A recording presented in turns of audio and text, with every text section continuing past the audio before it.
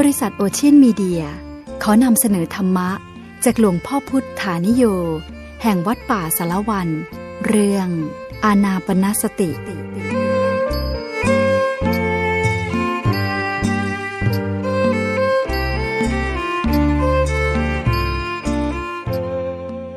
ต้องหาที่นั่งให้เป็นที่สบายพิจารณาดูที่นั่งที่ปลอดภัยไม่มีอันตรายจากสัตว์ร้ายหรือสิ่งรบกวนจะนั่งท่าไหนก็ได้นั่งขัดสมาธินั่งพับเพียบแต่ว่าต้องนั่งในท่าทีที่เคารพสำรวมกายวาจาและใจการฝึกหัดสำรวมกายวาจาและใจมีสติคุ้มครองรักษาอยู่ที่การเคลื่อนไหวไปมาของกายระวังอยู่ที่คำพูดแล้วก็พยายามคิดสิ่งที่เป็นศีลเป็นธรรมเป็นการฝึกหัดสำรวมกายวาจาและใจให้มีระเบียบเรียบร้อย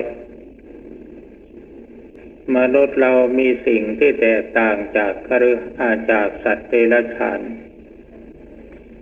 อยู่ตรงที่ความเป็นอยู่มีระเบียบเรียบร้อยความเป็นระเบียบเรียบร้อยเป็นสัญชาตญาณที่เกิดขึ้นตามอุปนิสัย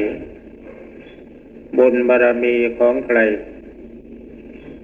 อันนั้นเป็นความเป็นระเบียบเรียบร้อยซึ่งเป็นมาตั้งแต่ดั้งเดิมด้วยอำนาจบุญกุศลที่สร้างไว้ในภพก่อนชาติก่อนอีกอย่างหนึ่งมีความเป็นระเบียบซึ่งเราจะต้องปฏิบัติตามกฎกติกาของสังคมคือหมู่คณะตั้งระเบียบแบบแผนอะไรขึ้นมาเราพยายามปฏิบัติตามระเบียบแบบแผนอันนั้นในทางปฏิบัติธรรมเรามีหลักที่จะพึงปฏิบัติตามอยู่สองอย่างหนึ่งบทบัญญัติของพระพุทธเจ้าและพระเป็นเจ้าในศาสนาที่เรานับถืออยู่บทบัญญัติของพระเจ้าในศาสนาคริสต์มีบัญญัติ10ประการบทบัญญัติในศาสนาพุทธก็มีศีล5ศีล8ศีล10ศีล227อันนี้เป็นบทบัญญัติดั้งเดิมผู้ปฏิญญาณตนนับถือศาสนาใดๆต้องปฏิบัติตามคำสั่งของพระเป็นเจ้าของตนเองในศาสนาพุทธเราจะเรียกว่าพระพุทธเจ้าคือพระเป็นเจ้าในของศาสนาพุทธก็ได้พุทโธพระพุทธเจ้าพระพุทธเจ้าก็แปลว่าเป็นเจ้าแห่งผู้รู้หรือเป็นเจ้าแห่งผู้ตรัสรู้ดังนั้นเราจะเรียกพระพุทธเจ้าว่าพระเป็นเจ้าก็ไม่ผิดเพราะเป็นเจ้าแห่งธรรมะคำสอนและพระเจ้าในศาสนาอื่นๆเขาก็เรียกว่าพระเป็นเจ้าหรือพระเจ้าของเขาตามความนับถือทางศาสนาพุทธและศาสนาอื่นย่อมมีพระเจ้าหรือพระเป็นเจ้าพระพุทธเจ้าเป็นพระศาสดาของแต่ละศาสนาพระเจ้าก็ดีพระพุทธเจ้าก็ดี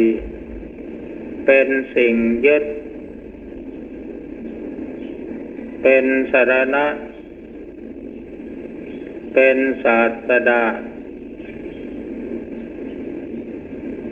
ของผู้นับถือหรือผู้ยกย่องว่าท่านเป็นศาสดาแต่ความจริงพระพุทธเจ้าหรือพระเป็นเจ้าเป็นชื่อของคุณธรรมคุณธรรมคือความดีอันบริสุทธิ์สะอาด เกิดขึ้นในจิตของท่านผู้นั้นยกตัวอย่างเช่นพระพุทธเจ้าของเราดังเดิมทีเดียวท่านชายสิทธัตถะไม่ใช่พระพุทธเจ้าก็เป็นท่านชายสิทธัตถะธรรมดาเมื่อพระองค์บำเพ็ญเพียรบำเพ็ญบารมีจนสามารถตรัสรู้ธรรมะของจริงโดยลำพังของพระองค์เองแล้วคุณธรรมที่ทำคนให้เป็นพุทธะเกิดขึ้นที่จิตของท่านแล้วท่านเอาคุณธรรมหรือธรรมอันนั้นมาสอนคนอื่นมีผู้ปฏิบัติตามก็ได้สำเร็จคุณธรรมคือถึงความเป็นพุทธะ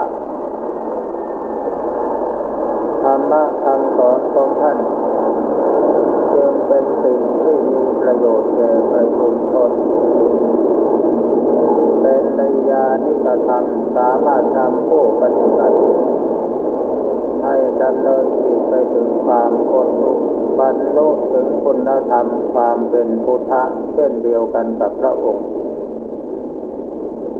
เมื่อมีผู้มาปฏิบัติตามได้ผลเป็นที่พอใจ แล้วประชาชนพลเมืองเห็นคุณเห็นประโยชน์โดยอาศัยการเผยแพร่ของพระองค์เองบ้างของพระสาวกบ้างโดยที่พระองค์ส่งพระสาวกไปประกาศศาสนาครั้งแรกมีพระจำนวน60 รูปมีพระปัญจวัคคีย์5 รูปพระยศกับสหายของพระยศอีก50 รูปแล้วก็รวมทั้งพระพุทธองค์ด้วยพระองค์ตรัสสั่งว่าดูก่อนภิกษุทั้งหลายพวกเธอจงไป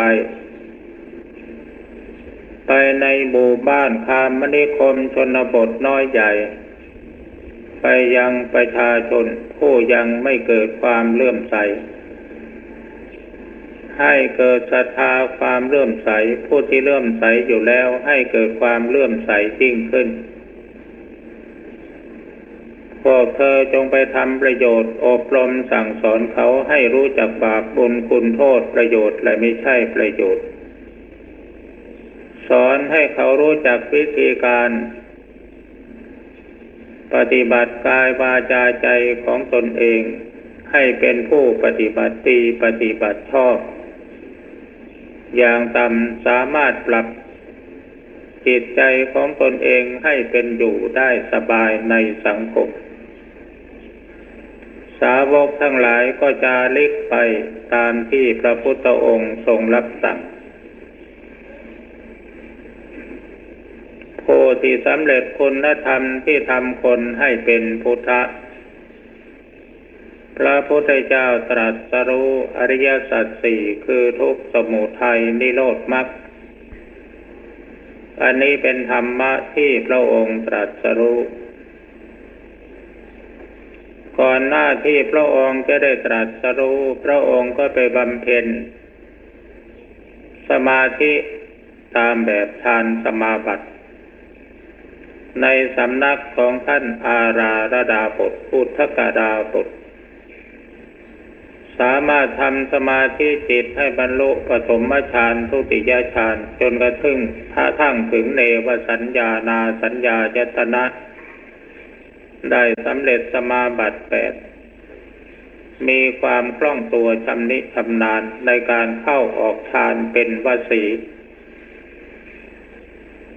จนอาจารย์เห็นความรู้ความสามารถชวนให้อยู่เป็นคณาจารย์สอนในสำนักแต่พระองค์มาพิจารณาดูแล้วพระองค์รู้สึกตัวว่าได้สร้างบารมีมาเพื่อเป็นพระสัมมาสัมพุทธเจ้าความรู้ความเข้าใจความเป็นในทางปฏิบัติเพียงแค่ระดับฌานสมาบัตินั้นยังไม่ถึงซึ่งความตรัสรู้เป็นพระสัมมาสัมพุทธเจ้า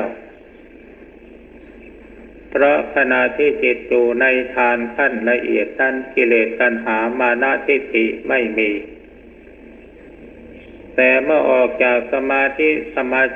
ออกจากสมาธิออกจากฌานมาแล้ว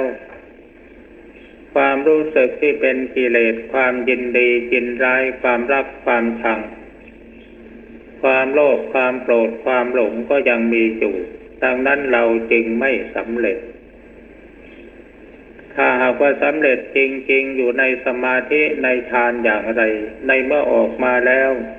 ก็ต้องเป็นอย่างนั้นอันนี้เราอยู่ในสมาธิในฌานกิเลสไม่มีแต่ออกมาแล้วกิเลสยังมีอยู่ก็แสดงว่าเรายังไม่สำเร็จเป็นพระพุทธเจ้าภายหลังพระองค์จึงได้มารับข้าวมัทุปายาตของนางสุทธาดาหลังที่เลิกบำเพ็ญเพียรในสำนักของท่านดาบททั้งสองแล้วและหลังที่เลิกจากการบำเพ็ญทุกขกิริยามีประการต่างๆตลอดเวลา6 ปีได้มาเสวยข้าวมัทุปายาตของนางสุทธาดาเพราะเป็นวันที่นางสุทธาดานำข้าวมัทุปายาตไปสังเวยเทวดาที่ต้นโพครั้งก่อนๆที่เคยไปสังเวยเอาข้าวมัทุปายาตไปวางไว้ก็ไม่มีเทวดามาเสวยแต่ไปครั้งนี้เห็นท่านชายสิทธัตถะทรงเทพประชิตประทับนั่งอยู่ก็มีความดีอกดีใจว่าเทวดาแสดงตนปรากฏให้เราเห็นเป็นรูปเป็นร่างแล้วก็น้อมนำถาดข้าวมัทุปายาตเข้าไปทูลถวายพระพุทธองค์รับแล้วก็ทรงเสวยข้าวมัทุปายาตทั้งหมด49 ก้อนเสวยเสร็จแล้วก็ไปอธิษฐานถาดเสี่ยงในแม่น้ำเนรัญชลาโดยอธิษฐานว่าถ้าเราจะสำเร็จเป็นพระพุทธเจ้าเองขอให้ถาดทองคำนี้จงไหลทวนกระแสน้ำขึ้นไปถ้าหากเราจะไม่สำเร็จก็ขอให้ไหลทวนไปตามไหลตามไปตามกระแสน้ำเมื่ออธิษฐานแล้วก็ปล่อยถาดลงไปถาดก็ไหลขึ้นทวนกระแสน้ำไปวนๆแล้วก็จมลงในท้องแม่น้ำจึงมีความมั่นพระทัยว่าเราจะได้สำเร็จเป็นพระพุทธเจ้าอย่างแน่นอนและปัญหาที่สำคัญตรงที่ว่าพระองค์จะสำเร็จเป็นพระพุทธเจ้าได้อย่างไรอดีตารมณ์คืออารมณ์ในอดีตก็ผุดขึ้นมาเมื่อสมัยที่พระองค์ยังทรงพระเยาว์พระบิดา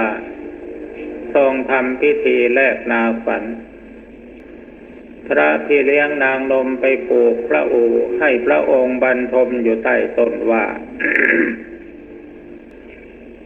ในขณะที่พระพี่เลี้ยงนางนมพากันเพลิดเพลินสนุกสนานอยู่กับพิธีแลกนาขวัญไม่ได้เอาใจใส่พระกุมารปล่อยให้พระกุมารบรรทมอยู่ในพระอู่โดยลำพังพระองค์เดียวในขณะนั้นพระองค์ทรงกำหนดอานาปานุสติลมหายใจเข้าหายใจออกซึ่งเป็นไปตามวิสัยของพระพุทธเจ้าของพระโพธิสัตว์ก็ได้บรรลุปฐมฌานมีวิตกวิจารปีติสุขเอกัคคตาเมื่อพระองค์มาระลึกถึงเรื่องอดีตที่ผ่านมาแล้วซึ่งไม่นานนักพระองค์ก็มีความเข้าใจว่าการที่เราจะปฏิบัติเพื่อให้บรรลุเป็นพระสัมมาสัมพุทธเจ้าได้นั้นเราต้องเรียนให้รู้ธรรมชาติและกฎของธรรมชาติ การหายใจเข้าหายใจออกเป็นธรรมชาติของร่างกายพระองค์ก็ตัดสินพระทัยกำหนดลมหายใจเข้าหายใจออกเอาลมหายใจเป็นอารมณ์ของสมาธิ เมื่อลมหายใจออกสั้นพระองค์ก็รู้หายใจออกยาวก็รู้ลมละเอียดก็รู้ลมหยาบก็รู้อยู่ที่ลมหายใจเข้าใจว่าในขณะที่พระองค์กำหนดรู้ลมหายใจพระองค์ไม่ได้นึกพุทโธหรือไม่ได้นึกอะไรทั้งสิ้นเป็นแต่เพียงว่ากำหนดจิตให้รู้อยู่ที่ลมหายใจเพราะในสมัยนั้นพระพุทธเจ้าพระธรรมพระสงฆ์ก็ไม่มีพระองค์ไประลึกถึงใครก็ไม่มีสิ่งที่จะไประลึกถึงก็เพียงแต่ว่านึกรู้อยู่ที่ลมหายใจเข้าหายใจออกเท่านั้นการกำหนดดูลมหายใจเข้าหายใจออกธรรมชาติของจิตถ้ามีสิ่งรู้สติมีสิ่งระลึกในขั้นต้นพระองค์ก็ได้พระสติสัมปชัญญะเข้มแข็งขึ้นมีพลังแก่กล้าขึ้นสามารถที่จะประคับประคองให้พระจิตของพระองค์กำหนดรู้อยู่ที่ลมหายใจเองโดยอัตโนมัติจนกระทั่งจิตสงบเป็นสมาธิมีประกายสว่างไสวพระจิตมีวิตกวิจารคือกำหนดรู้ที่ลมหายใจสติรู้พร้อมอยู่ที่นั้นเมื่อพระจิตของพระองค์กับอารมณ์คือลมหายใจแนบสนิทกันไม่แยกจากกันเรียกว่าเคล้าคลึงเป็นอันเดียวกันจิตก็อันนั้นอารมณ์ก็อันนั้นทำให้กายเบาจิตเบาทำให้กายสงบจิตสงบกายเบาจิตเบากายสงบจิตสงบเป็นอาการของปีติซึ่งกำลังจะเกิดขึ้นกายเบาจิตเบากายสงบจิตสงบเป็นกายวิเวกพระองค์ได้ความสงัดกายความสงบจิตเป็นจิตตวิเวกพระองค์ได้ความสงัดจิตเมื่อจิตสงบตั้งมั่นเป็นสมาธิมีปกติความยินดีไม่มีความยินร้ายไม่มีกิเลสโลภโกรธหลงในขณะนั้นไม่ปรากฏพระองค์จิตของพระองค์ก็ได้อุปธิวิเวกคือความสงัดกิเลสนิวรณ์ห้าความฟุ้งซ่านรำคาญได้หายไปหมดสิ้นพระทัยปลอดโปร่งจิตเสวยปีติและความสุขจิตเสวยความสุขซึ่งเกิดจากปีติเมื่อเป็นเช่นนั้นจิตก็ไม่ดิ้นรนกระวนกระวายบ่ายหน้าสู่ความสงบตามลำดับขั้นตอนจนได้บรรลุปุพเพนิวาสานุสติญาณคือญาณที่ระลึกธาตุผลหลังได้ในชาติก่อนโน้นพระองค์เคยเกิดเป็นอะไรเป็นสัตว์เป็นคนเป็นเทวดาอินทร์เป็นยมเป็นยักษ์พระองค์ระลึกธาตุผลหลังได้ตั้งแต่1ธาตุ2ธาตุจนถึงแสนธาตุล้านธาตุไม่มีกำหนดตามวิสัยของพุทธภูมิ แล้วก็ทรงตรัสรู้ว่าพระองค์ได้เวียนว่ายตายเกิดมาในวัฏสงสารนี้นับไม่ถ้วน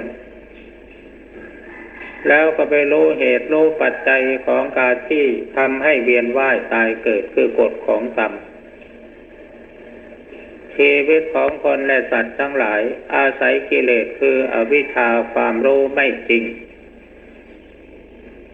เมื่อเกิดความรู้ไม่จริงย่อมเป็นเหตุให้ทำกรรมตามที่ตนเข้าใจว่ามันเป็นสิ่งที่ถูกต้องในเมื่อทำกรรมลงไปแล้วก็ได้เสวยผลของกรรมคือวิบากคือผลซึ่งเกิดจากการกระทำเมื่อได้รับวิบากคือผลแล้วก็เป็นเหตุให้เกิดอีกก็มาอาศัยความไม่รู้หรือรู้ไม่จริง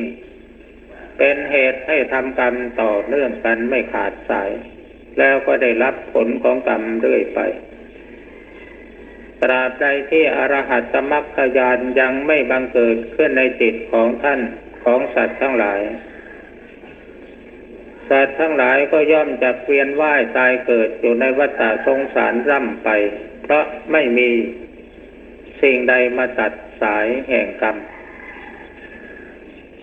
พระองค์ก็ทรงรู้แจ้งเห็นจริงว่าสัตว์ทั้งหลายเกิดมาเพราะกรรมแล้วก็ได้บรรลุจุตูปปาตญาณรู้จุติและเกิดของสัตว์ทั้งหลายรู้กรรมมัสสกตาญาณว่าชีวิตทุกดวงเป็นไปตามกฎของกรรมที่จะตัดกรรมตัดเวรได้ก็ต้องตัดกิเลส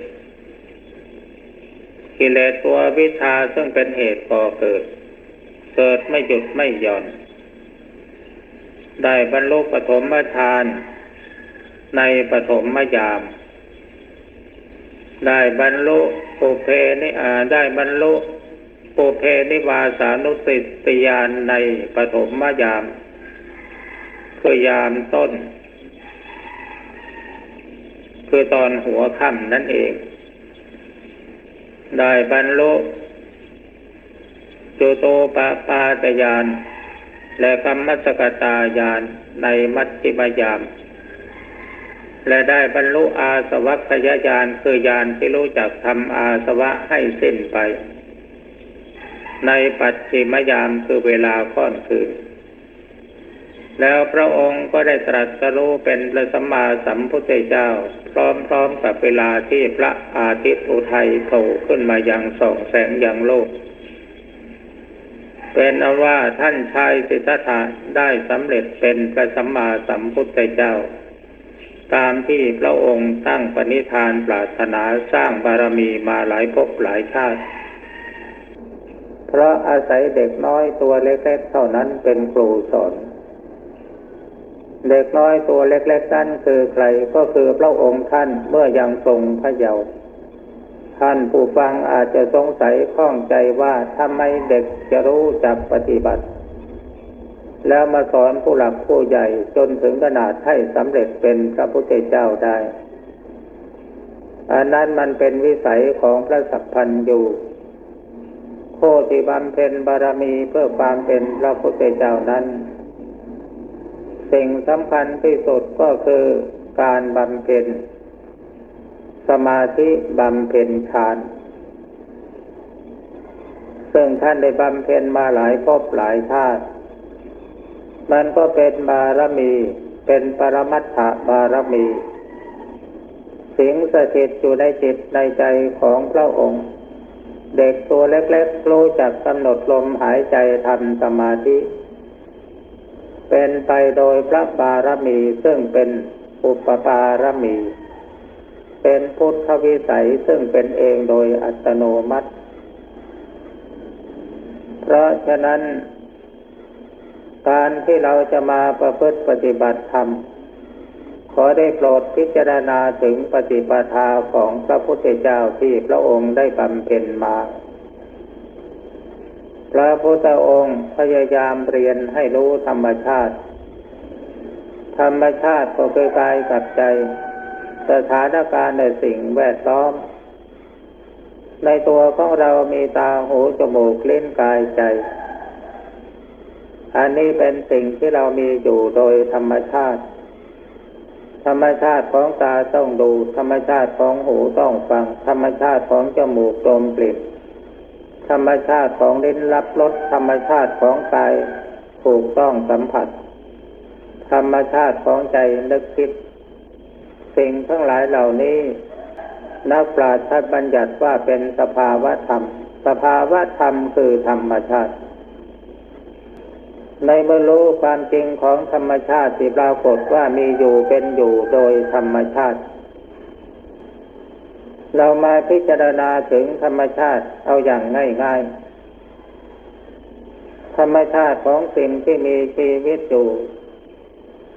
ธรรมชาติของมนุษย์พ่อแม่เป็นมนุษย์ลูกเกิดมาก็เป็นมนุษย์นี่ก็เป็นธรรมชาติอันหนึ่งธรรมชาติของสัตว์เดรัจฉานพ่อแม่เป็นสัตว์เดรัจฉานลูกเกิดมาก็เป็นสัตว์เดรัจฉานนี่เป็นธรรมชาติอันหนึ่ง และสิ่งที่มีกายมีใจคนสัตว์ก็ดีเกิดขึ้นมาแล้วต้องแก่เจ็บตายอันนี้ก็เป็นธรรมชาติอันหนึ่งวัตถุทั้งหลายที่มีอยู่เป็นอยู่โดยธรรมชาติก็ดีที่บุคคลเสกสรรปั้นแต่งสร้างขึ้นก็ดีอันนั้นก็เป็นธรรมชาติธรรมชาติก็ต้องมีความเปลี่ยนแปลงยักย้ายมีการเกิดขึ้นทรงอยู่สลายตัวนั่นคือกฎของธรรมชาติภาษาบาลีท่านบัญญัติว่าอนิจจังไม่เที่ยงทุกขังเป็นทุกข์อนัตตาไม่เป็นตัวเป็นตนทุกสิ่งทุกอย่างที่เป็นไปตามกฎธรรมชาติแล้วมันมาเกี่ยวข้องกับมนุษย์ได้อย่างไรก็เพราะมนุษย์ก็เป็นธรรมชาติชิ้นหนึ่งมันจึงมีส่วนเกี่ยวข้องกันแล้วเมื่อธรรมชาติทั้งหลายเหล่านั้นเป็นไปตามกฎความจริงของเขาทำไมมนุษย์มันจึงต้องไปทุกข์ไปเดือดร้อนแล้วก็เกิดทุกข์ขึ้นมาอย่างมหันต์คำตอบก็คือว่ามนุษย์นี่มันจองหองมันอยากไปเป็นใหญ่กว่าสิ่งทั้งปวงแล้วมันก็เอาความรู้สึกจิตใจของมันเข้าไปขัดขวางต่อสิ่งซึ่งมันจะเป็นไปโดยกฎของธรรมชาติซึ่งไม่มีใครห้ามได้แล้วว่ามันเกิดขัดใจของมนุษย์ที่เอาใจไปขัดขวางมันก็เกิดทุกข์เพราะไม่สมหวังเพราะฉะนั้นสภาวะหรือธรรมชาติทั้งหลายมันจึงทำให้มนุษย์ต้องเกิดทุกข์เกิดเดือดร้อนเพราะมนุษย์อยากจะเป็นผู้ยิ่งใหญ่กว่าสิ่งทั้งปวงนี่จุดเริ่มของความทุกข์มันก็อยู่กันที่ตรงนี้เพราะฉะนั้นเมื่อนักปราชญ์จะเป็นนักปราชญ์ในศาสนาใดก็ตามในเมื่อท่านรู้แจ้งเห็นจริงตามภูมิปัญญาของท่านว่าสิ่งนี้มันเป็นแนวทางปฏิบัติเพื่อให้มนุษย์เกิดความสุขหรือทำให้มนุษย์มีศีลมีธรรมจะได้อยู่ร่วมโลกกันอย่างสันติสุข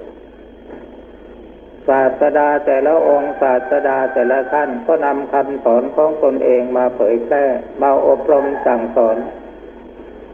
ปวงชนให้รู้จักคำสอนของแต่ละท่านแล้วก็ให้ประพฤติปฏิบัติตามซึ่งมันเป็นหลักใจและเป็นหลักกลางสาธารณะทั่วไปคือหลักการบำเพ็ญสมาธินี่เป็นคุณธรรมเป็นหลักธรรมที่เป็นกลางไม่มีใครเป็นเจ้าของเป็นสาธารณะทั่วไปทุกศาสนาและทุกลัทธิแม้คนไม่มีศาสนาหรือไม่เคยปฏิญาณตนว่าเราจะนับถือศาสนานั้นศาสนานี้เขาเหล่านั้นก็ได้ปฏิบัติสมาธิภาวนากันมาแล้วไม่เฉพาะแต่เราที่จะไปมีความรู้สึกว่าเราเป็นคนในศาสนาใดสังกัดในศาสนาใดเป็นลูกศิษย์ของศาสดาองค์ใดเพราะธรรมะเป็นของกลางใครปฏิบัติก็ได้ไม่เลือกหน้าแต่ความแตกต่างของลัทธิและศาสนาอยู่ตรงที่บทบัญญัติที่พระเจ้าของใครบัญญัติขึ้นเท่านั้นดังที่ได้กล่าวแล้วในเบื้องต้นกฎระเบียบของแต่ละศาสนานั่นแหละคือบัญญัติของเจ้าของศาสนา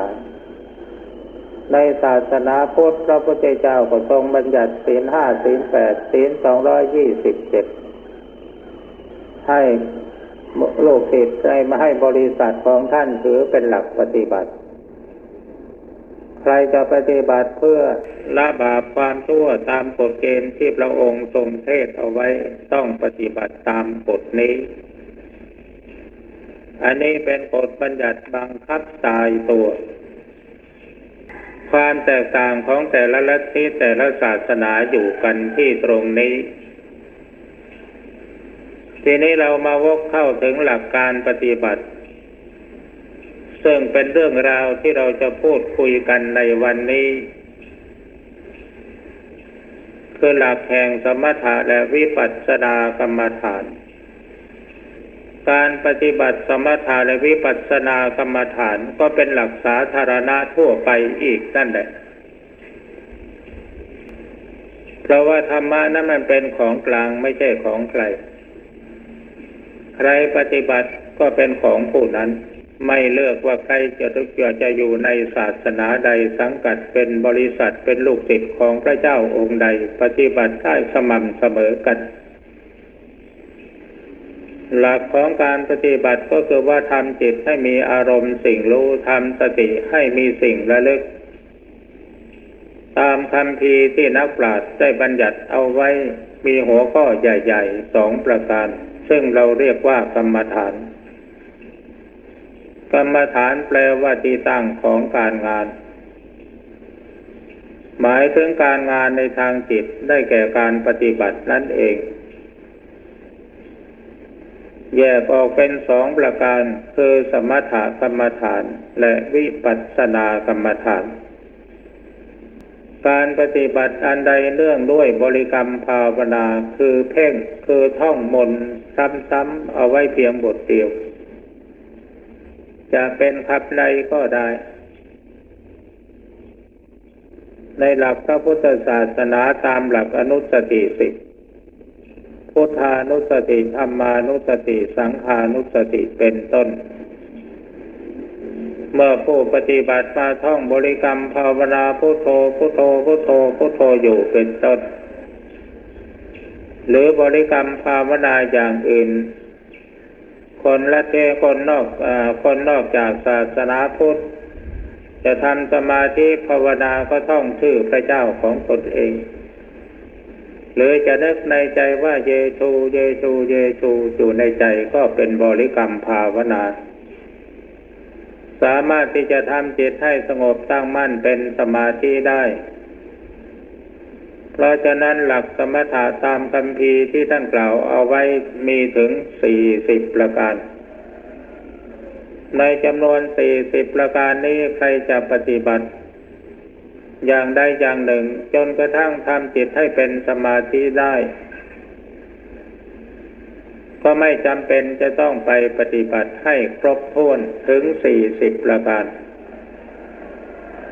ปฏิบัติอย่างใดอย่างหนึ่งให้จิตสงบได้ก็พอแล้วที่ได้คำว่าสมถะนั้นหมายถึงความสงบสมถะแปลว่าความสงบสมาธิก็แปลว่าจิตตั้งมั่นจิตตั้งมั่นชอบหมายถึงผู้บำเพ็ญภาวนาแล้วจิตสงบลงไปนิ่งรู้ตื่นเบิกบานหรือบางทีจิตมีวิตกวิจารปีติสุขเอกัคคตาจิตสงบตั้งมั่นลงไปเป็นสมาธิเพราะฉะนั้นสมถะนี้การปฏิบัติแบบสมถะก็เพื่อมุ่งหมายให้จิตสงบตั้งมั่นเป็นสมาธิเอากันแค่นี้ก่อนและเป็นชื่อแห่งการปฏิบัติเป็นชื่อแห่งวิธีการวิปัสสนาก็เป็นแนวทางแห่งการปฏิบัติเป็นคำกล่าวถึงวิธีการปฏิบัติการปฏิบัติด้วยการใช้สติปัญญาค้นคิดพิจารณาหรือการตามรู้อารมณ์จิตของตนเองเมื่อจิตคิดขึ้นมาปล่อยให้คิดไปมีสติกำหนดตามรู้จนกระทั่งจิตสงบลงเป็นสมาธิเหมือนกันกับบริกรรมภาวนาดังนั้นทั้งสองอย่างทั้งสมถะวิปัสสนาเป็นชื่อของวิธีการ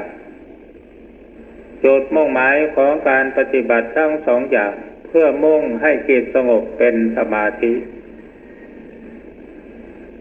มีวิตกวิจารปีติสุขเอกัคคตาจุดประสงค์เพื่ออะไร1เพื่อระงับนิวรณ์5ประการอันเป็นธรรมที่เป็นฝ่ายอกุศล มาคอยกั้นกลางจิตไม่ให้บรรลุถึงคุณงามความดีคือสมาธิ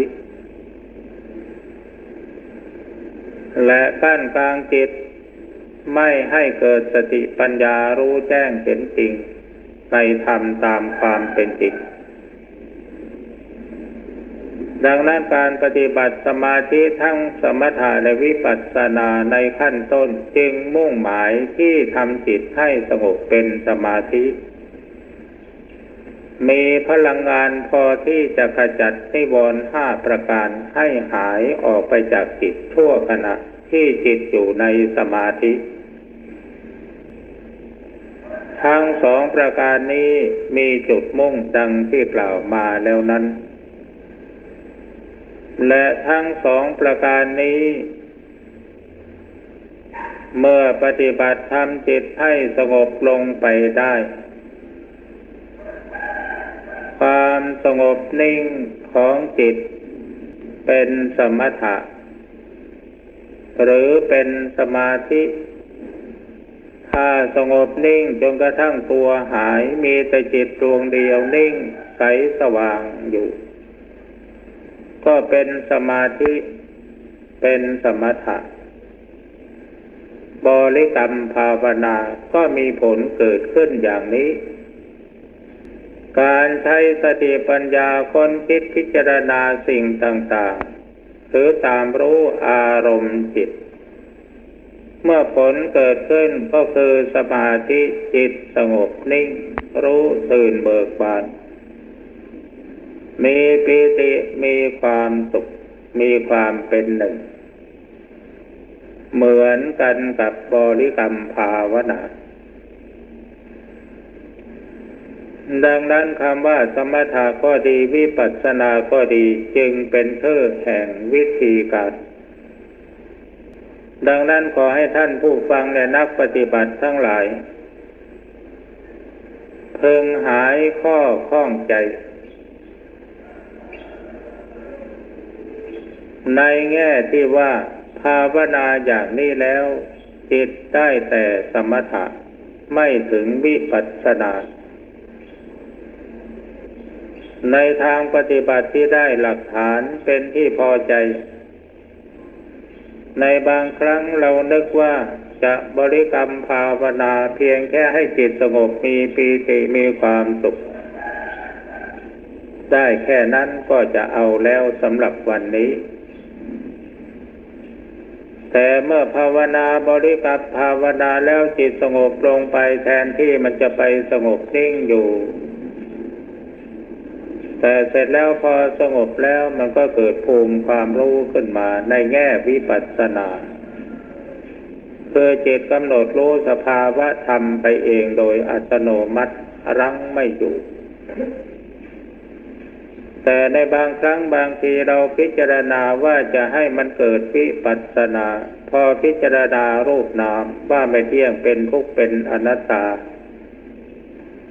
พอจิตสงบลงไปแล้วแทนที่มันจะเกิดปัญญาความรู้ฟุ้งขึ้นมาแต่มันกลับไปนิ่งเป็นสมถะอันนี้ถ้าใครภาวนาถึงขั้นแล้วจะต้องรู้จริงเห็นจริงในข้อนี้ดังนั้นพึงเข้าใจว่าวิธีการคือคำว่าสมถะวิปัสสนาเป็นแต่เพียงชื่อวิธีการเท่านั้นเราบริกรรมภาวนาจิตสงบนิ่ง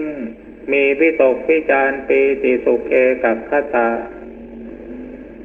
จิตปล่อยวางวิตกวิจารมีแต่ปีติสุขเอกัคคตาจิตปล่อยวางปีติมีแต่สุขเอกัคคตา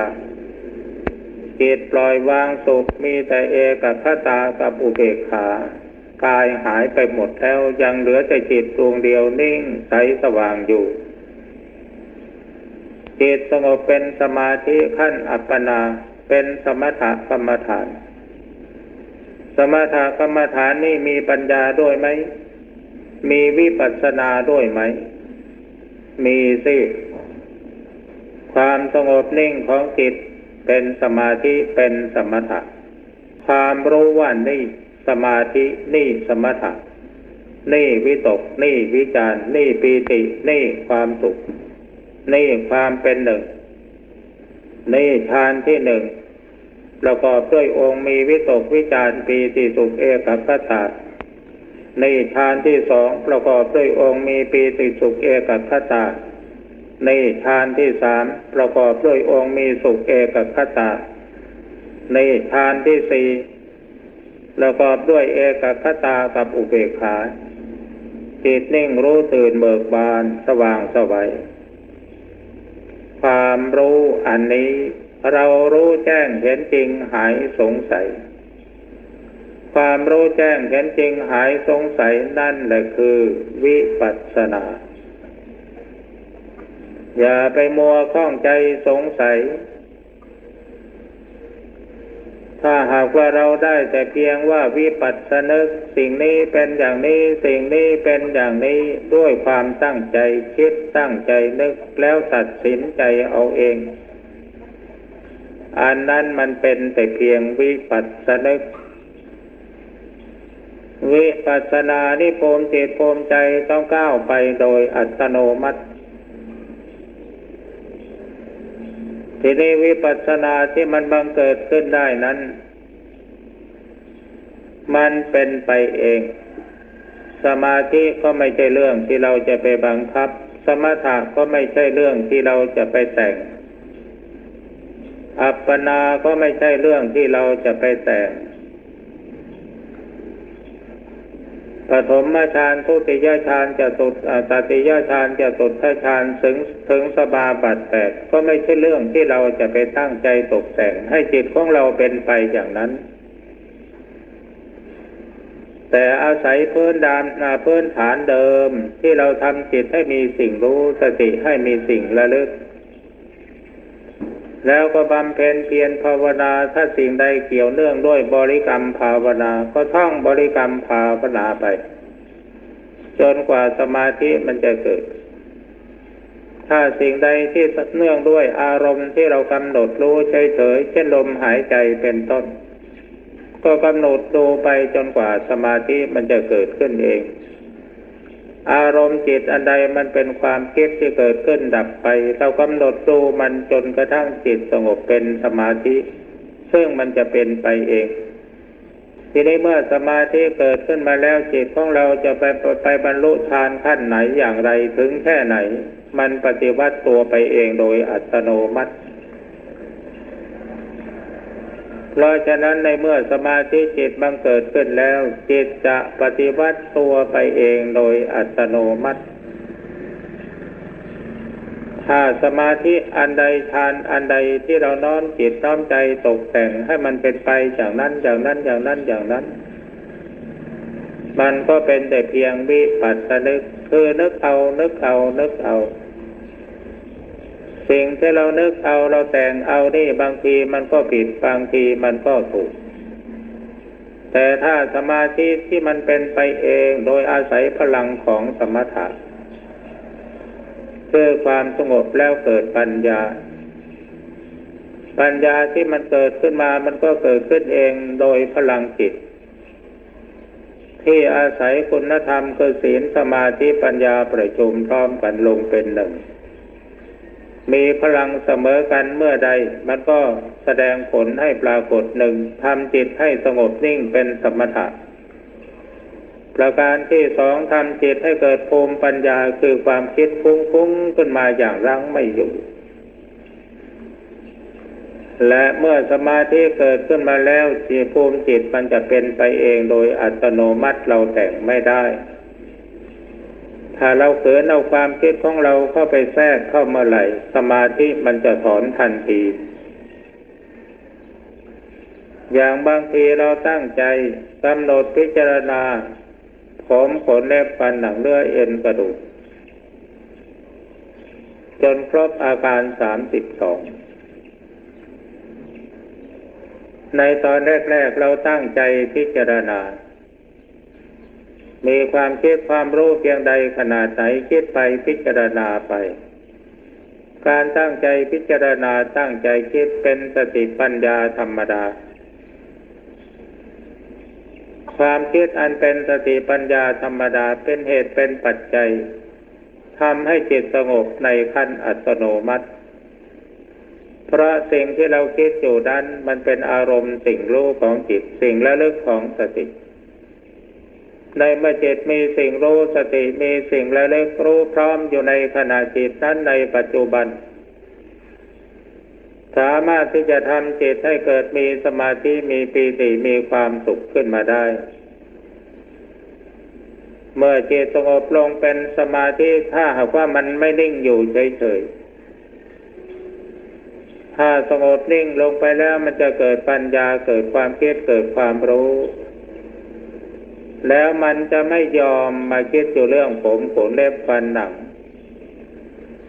ท่านผู้เรียนวิชาความรู้ไม่ได้ในมาในทางไหนศาสตร์ไหนจิตที่เป็นสมาธิโดยอัตโนมัติมันจะไปค้นไปคิดไปพิจารณาอยู่ในวิชาความรู้ที่ท่านเรียนมาใครเคยทำงานอะไรคล่องตัวชำนิชำนาญจิตสงบเป็นสมาธิแล้วมันจะไปค้นคว้าพิจารณาอยู่กับงานนั้นๆทำไมมันจึงเป็นอย่างนั้นเล่าท่านผู้ฟังเพราะโดยวิสัยสัญชาตญาณของมนุษย์หรือของใครก็ตามสิ่งใดที่มันคล่องตัวอยู่เป็นนิจเป็นประจำในเมื่อจิตถึงซึ่งความเป็นเองแล้วมันจะวิ่งเข้าไปสู่หลักธรรมชาติของมันเคยปรุงเคยแต่งเคยรักเคยชอบเคยอะไรอย่างไรมันก็จะไปปรุงไปแต่งสิ่งเหล่านั้นแหละขึ้นมาทีนี้เมื่อสิ่งเหล่านั้นมันเกิดขึ้นมาแล้วผู้ปฏิบัติควรจะทำอย่างไรถือว่าสิ่งนั้นเป็นอารมณ์สิ่งรู้ของจิตกำหนดสติตามรู้ทันทีมันจะปรุงแต่งไปถึงคนรักคนชอบคนเกลียดคนชังเรื่องงานเรื่องการอะไรต่างๆที่ปาฐะก็ปล่อยให้มันปรุงมันแต่งไปหน้าที่ของเราเพียงแต่กำหนดสติตามรู้ตั้งใจรู้หรือจะรู้อยู่ในทีถ้าเราไปตั้งใจว่าเราจะกำหนดรู้สภาพจิตมันเปลี่ยนแล้วสมาธิจะถอนทันทีสิ่งที่กำลังรู้อยู่นั้นมันจะหายไปถ้าว่าท่านผู้ใดประคองจิตให้อยู่ในลักษณะเฉยๆรู้อยู่ในทีโดยไม่ให้มีความตั้งใจหรือความเปลี่ยนแปลงความรู้สึกเกิดขึ้นแล้วสติสัมปชัญญะมันจะวิ่งตามความคิดความรู้ไปเองโดยอัตโนมัติเมื่อมีสติสัมปชัญญะแก่กล้าขึ้นกำหนดตามรู้อารมณ์จิตที่มันปรุงมันแต่งขึ้นในเรื่องที่มันคิดขึ้นมาซึ่งเป็นเรื่องอะไรก็ได้ตัวคิดก็คิดไปตัวรู้ก็รู้ไปตัวคอยควบคุมคือสติก็ควบคุมไปเองโดยอัตโนมัติในตอนแรกเราจะมองเห็นจิตของเรานี่มันเป็นสองมิติตัวคิดก็คิดไปตัวตามรู้ก็รู้ไปแล้วในที่สุดมิติหนึ่งมันจะปรากฏขึ้นในท่ามกลางของกายภายในจิตในกายของเรานี่จะรู้สึกว่ามีสิ่งหนึ่งนิ่งเด่นอยู่แต่ตัวคิดก็คิดอยู่ตัวตามรู้ก็ตามรู้อยู่มันเป็นสามมิติในลักษณะอย่างนี้เรียกว่าจิตอารมณ์จิตผู้ทำงานจิตผู้รับผลงานมันแยกกันออกเป็นคนละส่วนสองตัวที่มันกำหนดตามรู้ไล่กันไปอยู่นั่นเป็นตัวทำงานตัวที่มานิ่งอยู่เฉยๆเป็นตัวจิตใต้สำนึกคอยเก็บผลงานสองตัวที่ทำงานอยู่นั่นมันออกไปจากตัวนิ่งส่งกระแสออกไปทำงานแต่ทำงานอย่างไม่มีความยึดมั่นถือมั่นจิตกับอารมณ์แยกกันออกได้โดยเด็ดขาดเราจะรู้ชัดว่านี่ตัวจิตนี่ตัวสตินี่ตัวอารมณ์เราจะรู้กันชัดเจนในช่วงนี้แล้วการปฏิบัติของเราก็จะได้ผ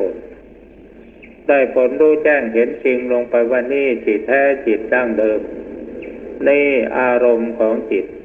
นี่เจตสิกธรรมคือตัวสติคอยควบคุมจิต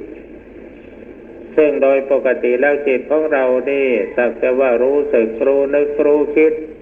ไม่รู้จักดีไม่รู้จักชั่วไม่รู้จักอะไรผิดไม่รู้จักอะไรถูกแต่เมื่อมีสติสัมปชัญญะมาคอยควบคุมจึงจะรู้สึกผิดชอบชั่วดีดังนั้นการปฏิบัติสมถะก็ดีวิปัสสนาก็ดีจุดมุ่งหมายก็เพื่อยังจิตให้เกิดมีสมาธิมีสติปัญญารู้แจ้งเห็นจริงในธรรมตามความเป็นจริงเพื่อเป็นเหตุเป็นปัจจัยให้กิเลสมันหมดไปหรือเบาบางลงที่เราหลงยึดมั่นถือมั่นในสิ่งต่างๆอยู่ในโลกนี้เพราะว่าสติของเรายังอ่อนปัญญาของเราจึงไม่ปราดเปรื่องเพราะฉะนั้นการบำเพ็ญสมาธิภาวนานี่นอกจากที่จะทำให้จิตมีสมาธิมีปัญญารู้แจ้งเห็นจริงในธรรมตามความเป็นจริงแต่จุดมุ่งหมายของผลการปฏิบัติอยู่ที่ตัวสติในเมื่อเรามีสติสัมปชัญญะสมบูรณ์ชื่อว่าเป็นผู้ไม่ประมาท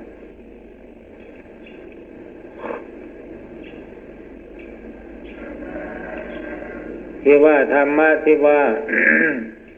ปมาโทมัจจุโนปัฏปมาโทมัจจุโนปะทังความประมาทเป็นหนทางแห่งความตายในเมื่อถามว่าความประมาทคืออะไรความประมาทคือความขาดสติความประมาทเป็นยอดแห่งธรรมฝ่ายอกุศลเป็นใหญ่ในธรรมฝ่ายอกุศลความไม่ประมาทเป็นยอดแห่งธรรมฝ่ายกุศลในเมื่อถามว่าความไม่ประมาทคืออะไรคือความมีสติในเมื่อมีสติสัมปชัญญะแล้วขั้นต้นเราจะมีความรู้สึกสำนึกผิดชอบชั่วดีโดยวิสัยของคนที่มีความรู้สึกสำนึกผิดชอบชั่วดีจะมีความตั้งใจเสมอว่าเราจะละชั่วประพฤติดีทำจิตให้บริสุทธิ์สะอาดเพราะฉะนั้นการปฏิบัติทั้งนี้ทั้งนั้นจึงได้ชื่อว่าเป็นการปฏิบัติเพื่อให้ได้สติ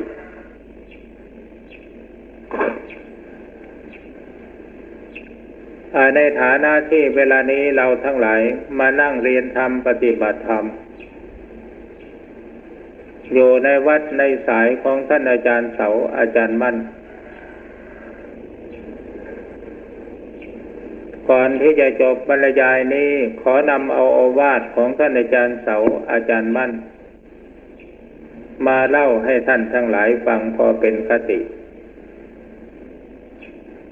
โอวาทอันเป็นหัวใจของท่านอาจารย์เสาอยู่ตรงที่ว่าเวลานี้จิตข้าไม่สงบมีแต่ความคิด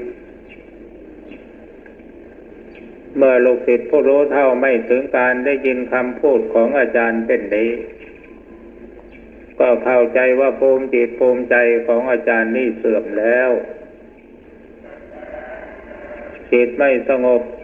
มีแต่ความคิดก็จิตฟุ้งซ่านอาจารย์ไม่มีภูมิจะอยู่เป็นลูกศิษย์อาจารย์ได้อย่างไรบางท่านถึงกับเตรียมบริขารที่จะย้ายไปหาอาจารย์อื่นไปขึ้นสังกัดกับอาจารย์อื่นแต่เมื่อถามท่านอาจารย์เสาเข้าไปจริงๆว่าเมื่อจิตมันมีแต่ความคิดมันเป็นความฟุ้งซ่านหรืออย่างไรท่านก็ตอบว่าถ้ามันเอาแต่นิ่งมันก็ไม่ก้าวหน้าในเมื่อมาพิจารณาถึงโอวาทของท่านอาจารย์เสาในข้อนี้ทำให้หวนนึกถึงหลักอันเป็นคำสอนที่พระพุทธเจ้าทรงประทานไว้คือศีลสมาธิปัญญามีภาษิตที่กล่าวไว้ว่าศีลปริภาวิโตสมาธิมหัพพโลโหติมหานิสังโส สมาธิปริภาวิตาปัญญามหัพพลาโหติมหานิสังสะปัญญาปริภาวิตังจิตตังสัมมะเดวะอาสเวหิวิมุตติศีลอบรมสมาธิสมาธิอบรมปัญญาปัญญาอบรมจิตศีลบริสุทธิ์สะอาดดีเป็นคุณธรรมประกันความปลอดภัยของผู้บำเพ็ญสมาธิสมาธิที่มีศีลเป็นเครื่องประกันความปลอดภัยเมื่อเกิดขึ้นแล้วย่อมทำให้เกิดปัญญาเมื่อปัญญาเกิดขึ้นแล้วจะรู้ว่าอะไรผิดอะไรถูกอาศัยศีลเป็นเครื่องตัดสินสิ่งใดไม่ผิดศีลสิ่งนั้นก็เป็นการถูกต้อง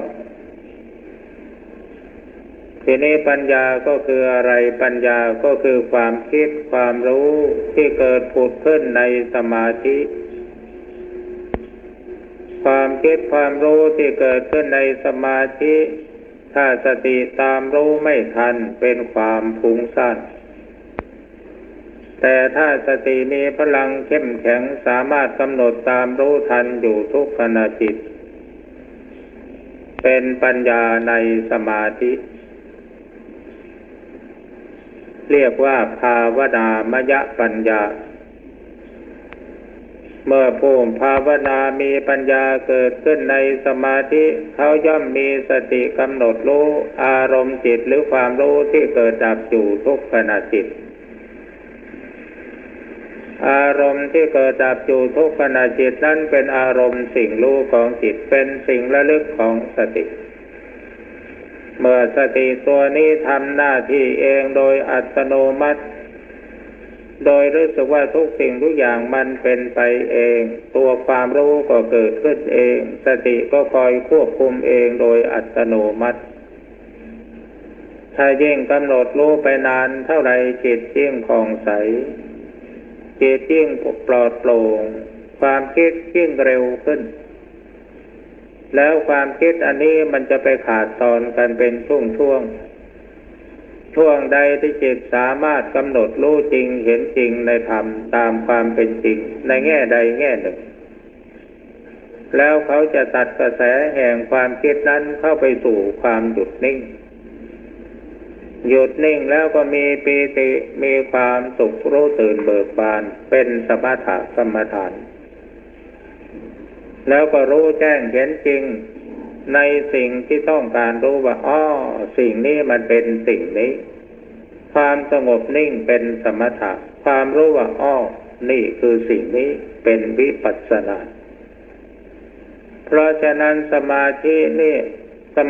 ไม่มีก็ไม่มีฌานไม่มีก็ไม่มีปัญญาไม่มีวิปัสสนาวิปัสสนาไม่มีก็ไม่มีวิชาความรู้แจ้งเห็นจริงเมื่อไม่รู้แจ้งเห็นจริงจิตไม่ปล่อยวางความหลุดพ้นก็ไม่มีมันเป็นคุณธรรมต่อเนื่องกันไปอย่างนี้